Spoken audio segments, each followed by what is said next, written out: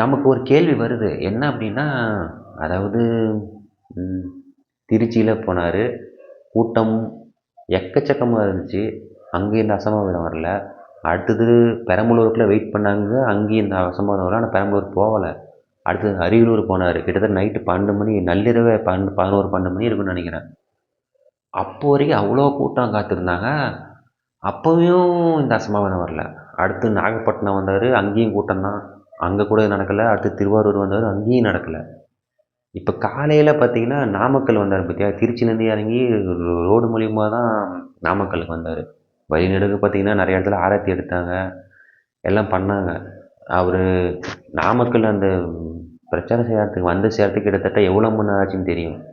ஆனால் அந்த திருச்சி ரோட்லேருந்து கிட்டத்தட்ட அந்த சேலம் ரோடு திரும்புகிற வரைக்கும் பார்த்தீங்கன்னா எவ்வளோ கூட்டம். அதுலேருந்து வண்டி நகர்ந்து நகர்ந்து வச்சு ஃபுல்லுமே வெறும் மக்கள் தலை தான். மூச்சு கூட விட முடியாத அளவுக்கு தான் அந்த இடமுமே நல்ல அதுவுமே பார்த்தீங்கன்னா நெருக்கடியான இடம்.